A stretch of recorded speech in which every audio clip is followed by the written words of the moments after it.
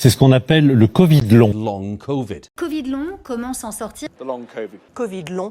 Long COVID. Covid long. Je m'appelle Yann Rougier, je suis médecin spécialiste des hôpitaux de Paris, neuropsychiatrie, dans la branche neuroimmunité depuis une trentaine d'années, avec une collaboration avec des universités américaines et les universités françaises, dans tout ce qui peut toucher recherche et intégration de techniques de neurosciences appliquées pour l'accompagnement des maladies dégénératives, qu'elles soient cancéreuses ou neurodégénératives. Cette notion de Covid long, au niveau scientifique, cela a mis du temps à apparaître parce que fondamentalement, sur une maladie virale, le fameux coronavirus, on s'intéresse plutôt au côté immunologique et son impact qui au départ pourrait être décrit comme un peu grippe-like. Et c'est ce qu'on a cru longtemps, mais on a vu également qu'il y a dans la Covid-19 un codage. Malheureusement, on a vu que cette maladie, cette pandémie, a à peu près 3 niveaux. Il y a un premier niveau qui ressemble à une grippe, où on est vraiment en ORL, et même très peu en pulmonaire. Un stade 2, où il y a un impact pulmonaire, et où il y a un début d'impact que l'on peut dire viro-nerveux, puisque perte du goût parfois, perte de l'odorat, et des fatigues, des sensations un peu bizarres dans les membres, parésie, diesthésie. Et la phase 3, par contre, révèle quelque chose de beaucoup plus agressif, on le sait, avec des troubles au niveau de la coagulation et un symptôme inflammatoire massif. Donc il y a des réponses, effectivement, maintenant médicamenteuses pour ces phases, mais le codage viral exprimé laisse, quel que soit le stade qui a été atteint, ce qu'on pourrait appeler une souffrance cérébrale. Cette souffrance va soit rester, je dirais, purement au niveau d'une atteinte nerveuse légère. On a parlé problème du goût et de l'odorat. Il y a des personnes qui décrivent ensuite des sensations bizarres au niveau du bout des doigts ou même dans les jambes, et évidemment aussi une fatigue chronique. Mais l'imprégnation nerveuse peut être plus profonde, avec troubles du sommeil, c'est ce qui revient le plus souvent. Une fatigue qui n'est pas qu'une fatigue physique, je dirais post-grippale, mais une fatigue nerveuse, problème de concentration, problème de mémoire, et donc des troubles qui sont sensoriels d'un côté, sensitifs également, et je dirais neurovitaux de la vie courante, où on garde une empreinte de fatigue, un manque de récupération pendant le sommeil, et on verra que, a priori, il est suggéré qu'il y a des troubles au niveau des phases de sommeil, ça perturbe les phases de sommeil, et notamment la phase la plus profonde delta, qui est la phase de régénération au niveau corporel et nerveux. Donc, s'il y a une technologie qui permet de visualiser la fonction cérébrale, vous savez que le cerveau est un organe électrique, et que donc, à travers les impulsions électriques du cerveau, on a des ondes, alpha, bêta, gamma, etc. Le plus important, c'est que les hautes fréquences et les basses fréquences, les hautes fréquences nous permettent d'être pleinement créatifs et vivants. Les basses fréquences de nous régénérer. Et il faut un lien harmonieux entre les deux. Ce lien harmonieux est créé par les ondes alpha, ce sont les ondes médianes. Et le but de toutes les trainings de neurosciences, c'est de donner des ondes alpha de bonne qualité, de belle présence et de belle amplitude, c'est-à-dire une sorte d'onde alpha en pleine santé. Ces ondes alpha en pleine santé sont en synergie avec l'équilibre ortho et parasympathique. C'est donc ce que cible en priorité tous les trainings Rebalance, c'est-à-dire voir dans quel état est notre système nerveux grâce à une visualisation par bandeau de nos ondes cérébrales. À partir de ce calage, influencer au niveau technologique avec un algorithme, les lumières, les stimulations lumineuses, et progressivement, parce que le cerveau est ainsi fait qu'il peut se caler sur la lumière, influencer les ondes cérébrales vers de l'alpha de grande qualité.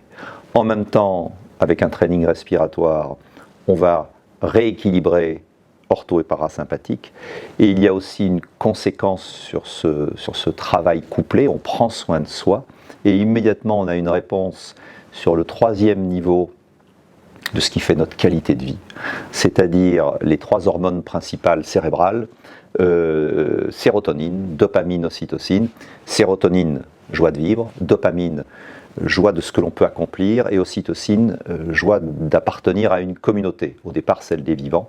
C'est aussi l'hormone précieuse de la femme enceinte pour l'attachement à l'enfant, mais hommes comme femmes ont besoin d'ocytocine pour une appartenance. Nous sommes des gens de tribu, même si on l'a oublié en devenant très individuel. Mais pour être en bonne santé, il faut appartenir à un groupe. Donc, une démarche sur 3 niveaux, à travers la création de ce programme Rebalance entièrement dédié aux effets malheureusement très nocifs sur le système nerveux du Covid long, où on va non seulement donner une réponse, mais en même temps on va régénérer et rééquilibrer les racines profondes de notre système nerveux. Je m'appelle Christophe Oswirt, je suis le fondateur de Biscord Institute, un centre de recherche innovant sur la santé et le bien-être. Le Covid long se réfère essentiellement à une prorogation de différents symptômes qu'on n'avait pas imaginés au préalable, puisque je rappelle que le Covid long c'est plutôt associé à un syndrome de détresse respiratoire. Et on a beaucoup de symptômes actuellement que l'on définit autour de la perte d'odorat. Il y a des encéphalites aiguës, détresse toujours respiratoire, détresse psychologique, la perte du goût également. On s'est donc aperçu que toutes les personnes qui sont traitées ou qui ont des parcours de soins autour du Covid long, pour tenter d'enrayer cette maladie, ont véritablement une désoxygénation au niveau du cerveau, c'est-à-dire une dette d'oxygène, qu'on appelle encore une hypoxie cérébrale, et ça procure nécessairement des atteintes dites cognitives. Donc on a des vrais signes de délire, des signes de démence, des signes de confusion mentale, et à partir de là, il était important de pouvoir trouver des parcours de soins très spécifiques pour tenter véritablement de réoxygéner et de réactiver l'activité neuronale. Et cette étude menée avec la société Rebalance Impulse nous amène véritablement à pouvoir émettre les hypothèses comme quoi un traitement d'une dizaine de séances pourra véritablement réactiver les zones qui ont été privées régulièrement d'oxygène, et on pourra ainsi refaire des neurones et avoir à nouveau une forte augmentation de ces performances cognitives. Les tests cognitifs utilisés pour cette étude sont assez larges et relèvent tous ensemble de la notion de performance cognitive. On a tout d'abord des tâches dites de mémorisation, puisqu'on sait très bien que les personnes atteintes de Covid long ont des problèmes de mémorisation à court terme. Nous avons également des tâches dites de réaction à choix, où là on va plutôt tester la prise de décision. Nous avons aussi des tâches dites d'inhibition sélective. On a également donc des tâches qu'on appelle psychomotrices, des tâches donc de précision dans laquelle on doit être très attentif. Et donc la 5e et dernière dimension que nous mettons en œuvre pour ces tests s'appelle la représentation spatiale, où là il nous faut associer la notion de ressemblance et de dissemblance. Nous testons bien évidemment pas seulement ce qui se passe à un instant T, c'est-à-dire au bout de 30 secondes de test, mais on teste la notion de fatigue cognitive, in fine, donc avant et après un programme de type Rebalance Impulse, de neurorelaxation, d'entraînement cognitif. On peut voir s'il y a eu un impact positif sur l'ensemble de ces fonctions. Et avec l'ensemble de cette batterie de tests, nous sommes capables finalement de différencier ce qui s'est passé au niveau du cerveau. L'objectif de ce programme de 10 séances de Rebalance Impulse, donc de neurorelaxation par entraînement cognitif, il est double selon nous. La première hypothèse va sans doute permettre d'améliorer véritablement les performances cognitives dans toutes leurs formes. C'est pour ça que nous testons à la fois la mémorisation jusqu'au temps de réaction à une tâche relativement simple. Donc ça, ce serait la première hypothèse. La seconde, que l'on a déjà décrit finalement dans une précédente étude, c'est cette réactivation parasympathique qui nous permet d'avoir une activation vagale et donc une stimulation du système nerveux autonome qui nous permettra également de diminuer le niveau de stress des personnes, de faciliter sans doute leur sommeil. Et tout ça conjugué fera qu'on pourra également avoir une activité neuronale qui sera précipitée et on espère que l'ensemble de ces hypothèses seront vérifiées. Donc retrouver un meilleur sommeil, meilleure fonction de mémoire, donc meilleure concentration. Cet équilibre sérotonine-dopamine-ocytocine enlève les fatigues nerveuses chroniques, une marche d'un pas ferme vers une qualité de vie retrouvée.